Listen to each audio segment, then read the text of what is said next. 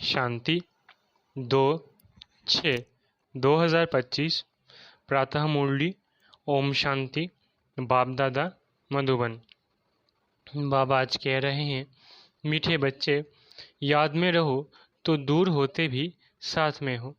याद से साथ का भी अनुभव होता है और विकर्म भी विनाश होते हैं।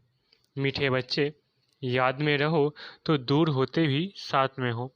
याद से साथ का भी अनुभव होता है और विकर्म भी विनाश होते हैं। प्रश्न: दूरदेशी बाप बच्चों को दूरादेशी बनाने के लिए कौन सा ज्ञान देते हैं? उत्तर: आत्मा कैसे चक्र में भिन्न भिन्न वर्णों में आती है, इसका ज्ञान दूरादेशी बाप ही देते हैं। तुम जानते हो, अभी हम ब्राह्मण वर्ण के हैं। इसके पहले जब ज्ञान नहीं था तो शूद्र वर्ण के थे। इसके पहले वैश्य वर्ण के थे। दूर देश में रहने वाला बाप आकर ये दूरादेशी बनने का सारा ज्ञान बच्चों को देते हैं। गीत जो पिया के साथ है। ओम शांति। जो ज्ञान सागर के साथ है उनके लिए ज्ञान बरसात है। तुम बाप के साथ हो ना, भल विलायत में हो वह कहाँ भी हो, साथ हो। याद तो रखते हो ना। जो भी बच्चे याद में रहते हैं वो सदैव साथ में हैं। याद में रहने से साथ रहते हैं और विकर्म विनाश होते हैं। फिर शुरू होता है विक्रमाजित संवत। फिर जब रावण राज्य होता है तब कहते हैं राज्य विक्रम का संवत। वो विक्रमाजित, वो विक्रमी। अभी तुम विक्रमाजित बन रहे हो, फिर तुम विक्रमी बन जाएंगे। इस समय सभी अति विकर्मी हैं। किसको भी अपने धर्म का पता नहीं है। आज बाबा एक छोटा सा प्रश्न पूछते हैं। सतयुग में देवताएं ये जानते हैं कि हम आदि सनातन देवी देवता धर्म के हैं? जैसे तुम समझते हो हम हिंदू धर्म के हैं, कोई कहेंगे हम क्रिश्चियन धर्म के हैं, वैसे वहाँ देवताएं अपने को देवी देवता धर्म का समझते हैं। विचार की बात है ना। वहाँ दूसरा कोई धर्म तो है नहीं तो समझे कि हम फलाने धर्म के हैं। यहाँ बहुत धर्म है तो पहचान देने के लिए अलग अलग नाम रख देते हैं। वहाँ तो है ही एक धर्म, इसलिए कहने की दरकार नहीं रहती कि हम इस धर्म के हैं। उनको पता भी नहीं है कि कोई धर्म होते हैं, उनकी ही राजाई है। अभी तुम जानते हो हम आदि सनातन देवी देवता धर्म के हैं। देवी देवता और कोई को कहा नहीं जा सकता। पतित होने का कारण अपने को देवता कह नहीं सकते। पवित्र को ही देवता कहा जाता है। वहाँ ऐसी कोई बात होती नहीं, कोई से भेंट नहीं की जा सकती। अभी तुम संगम युग पर हो, जानते हो आदि सनातन देवी देवता धर्म फिर से स्थापन हो रहा है। वहाँ तो धर्म की बात ही नहीं है ही एक धर्म। ये भी बच्चों को समझाया है। ये जो कहते हैं महाप्रलय होती है अर्थात कुछ भी नहीं रहता, ये भी रॉन्ग है। बाप बैठ समझाते हैं राइट क्या है। शास्त्रों में तो जलमयी दिखा दी है। बाप समझाते हैं सिवाय भारत के बाकी जलमयी हो जाती है। इतनी बड़ी सृष्टि क्या करेंगे। एक भारत में ही देखो कितने गांव हैं। पहले जंगल होता है, फिर उनसे वृद्धि होती जाती है। वहाँ तो सिर्फ तुम आदि सनातन देवी देवता धर्म के ही रहते हो। यह तुम ब्राह्मणों की बुद्धि में बाबा धारणा करा रहे हैं। अभी तुम जानते हो उन त्यों शिव बाबा कौन है, उनकी पूजा क्यों की जाती है, अक आदि के फूल क्यों चढ़ाते हैं। वो तो निराकार है ना। कहते हैं नाम रूप से न्यारा है, परंतु नाम रूप से न्यारी कोई चीज़ तो होती नहीं। तब क्या है जिसको फूल आदि चढ़ाते हैं। पहले पहले पूजा उनकी होती है, मंदिर भी उनके बनते हैं, क्योंकि भारत की और सारी दुनिया के बच्चों की सर्विस करते हैं। मनुष्यों की ही सर्विस की जाती है ना। इस समय तुम अपने को देवी देवता धर्म के नहीं कहला सकते। तुमको पता भी नहीं था कि हम देवी देवता थे, फिर अभी बन रहे हैं। अभी बाप समझा रहे हैं तो समझाना चाहिए।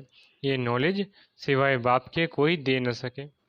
उनको ही कहते हैं ज्ञान का सागर, नॉलेजफुल। गाया हुआ है रचता और रचना को सृष्टि ऋषि मुनि आदि कोई भी नहीं जानते। नीति नीति करते गए हैं। जैसे छोटे बच्चे को नॉलेज है क्या, जैसे बड़े होते जाएंगे बुद्धि खुलती जाएगी, बुद्धि में आता जाएगा विलायत कहाँ है, ये कहाँ है। तुम बच्चे भी पहले इस बेहद की नॉलेज को कुछ भी नहीं जानते थे। ये भी कहते हैं भल हम शास्त्र आदि पढ़ते थे परंतु समझते कुछ भी नहीं थे। मनुष्य ही इस ड्रामा में एक्टर है ना। सारा खेल दो बातों पर बना हुआ है, भारत की हार और भारत की जीत। भारत में सत्ययुग आदि के समय पवित्र धर्म था, इस समय है अपवित्र धर्म। अपवित्रता के कारण अपने को देवता नहीं कह सकते हैं, फिर भी श्री श्री नाम रखा देते हैं। लेकिन श्री माना श्रेष्ठ, श्रेष्ठ कहा ही जाता है पवित्र देवताओं को। श्रीमद् भगवानुवाच कहा जाता है ना। अब श्री कौन ठहरे, जो बाप के सम्मुख सुनकर श्री बनते हैं या जिन्होंने अपने को श्री श्री कहलाया है। बाप के कर्तव्य पर जो नाम पड़े हैं वो भी अपने ऊपर रखा दिए हैं। ये सब है रेजगारी बातें। फिर भी बाप कहते हैं बच्चों एक बाप को याद करते रहो। यही वशीकरण मंत्र है। तुम रावण पर जीत पहन जगत जीत बनते हो। घड़ी घड़ी अपने को आत्मा समझो। ये शरीर तो यहाँ 5 तत्वों का बना हुआ है, बनता है छूटता है फिर बनता है। अब आत्मा तो अविनाशी है। अविनाशी आत्माओं को अब अविनाशी बाप पढ़ा रहे हैं संगम युग पर। भल कितने भी विघ्न आदि पड़ते हैं, माया के तूफान आते हैं, तुम बाप की याद में रहो। तुम समझते हो हम ही सतो प्रधान थे, फिर तमो प्रधान बने हैं। तुम्हारे में भी नंबर वार जानते हैं। तुम बच्चों की बुद्धि में है हमने ही पहले पहले भक्ति की है। जरूर जिसने पहले पहले भक्ति की है उसने ही शिव का मंदिर बनाया, क्योंकि धनवान भी वो होते हैं ना। बड़े राजा को देख और भी राजाएं और प्रजा भी करेंगे। ये सब है डिटेल की बातें। 1 सेकंड में जीवन मुक्ति कहा जाता है, फिर कितने वर्ष लग जाते हैं समझाने में। ज्ञान तो सहज है, उसमें इतना टाइम नहीं लगता जितना याद की यात्रा पर लगता है। पुकारते भी है, बाबा आओ, आकर हमको पतित से पावन बनाओ। ऐसे नहीं कहते कि बाबा हमें विश्व का मालिक बनाओ। सब कहेंगे पतित से पावन बनाओ। पावन दुनिया कहा जाता है सतयुग को, इनको पतित दुनिया कहेंगे। पतित दुनिया कहते हुए भी अपने को समझते नहीं, अपने प्रति घृणा नहीं रखते। तुम किसके हाथ का नहीं खाते हो तो कहते हैं हम अछूत है क्या? अरे तुम खुद ही कहते हो ना, पतित तो सब है ना। तुम कहते भी हो हम पतित है, यह देवताएं पावन है, तो पतित को क्या कहेंगे? गायन है ना, अमृत छोड़ विष काहे को खाए। विष तो खराब है ना। बाप कहते हैं यह विष तुमको आदि मध्य अंत दुख देता है, परंतु इनको पॉइजन समझते थोड़ी ही है। जैसे अमली अमल बिगड़ रह नहीं सकता, शराब की आदत वाला शराब बिगड़ रह न सके। लड़ाई का समय होता है तो उनको शराब पिलाकर नशा चढ़ाए लड़ाई पर भेज देते हैं। नशा मिला बस समझेंगे हमको ऐसा करना है। उन लोगों को मरने का डर नहीं रहता है। कहाँ भी बॉम्ब्स ले जाकर बॉम्ब सहित गिरते हैं। गायन भी है, मूसलों की लड़ाई लगी। राइट बात अभी तुम प्रैक्टिकल में देख रहे हो, आगे तो सिर्फ पढ़ते थे। पेट से मूसल निकाले फिर ये किया। अभी तुम समझते हो पांडव कौन है, कौरव कौन है। स्वर्गवासी बनने के लिए पांडवों ने जीते जी देह अभिमान से गलने का पुरुषार्थ किया। तुम अभी ये पुरानी जुत्ती छोड़ने का पुरुषार्थ करते हो। कहते हो ना पुरानी जुत्ती छोड़ नई लेनी है। बाप बच्चों को ही समझाते हैं। बाप कहते हैं मैं कल्प कल्प आता हूँ, मेरा नाम है शिव। शिव जयंती भी मनाते हैं। भक्ति मार्ग के लिए कितने मंदिर आदि बनाते हैं, नाम भी बहुत रख दिए हैं। देवियों के भी ऐसे नाम रख देते हैं। इस समय तुम्हारी पूजा हो रही है, ये भी तुम बच्चे ही जानते हो। जिसकी हम पूजा करते थे वो हमको पढ़ा रहे हैं। जिन लक्ष्मी नारायण के हम पुजारी थे वो अभी हम खुद बन रहे हैं। ये ज्ञान बुद्धि में है। सिमरन करते रहो फिर औरों को भी सुनाओ। बहुत है जो धारणा नहीं कर सकते। बाबा कहते हैं जास्ती धारणा नहीं कर सकते हो तो हट जा नहीं। याद की तो धारणा है ना, बाप को ही याद करते रहो।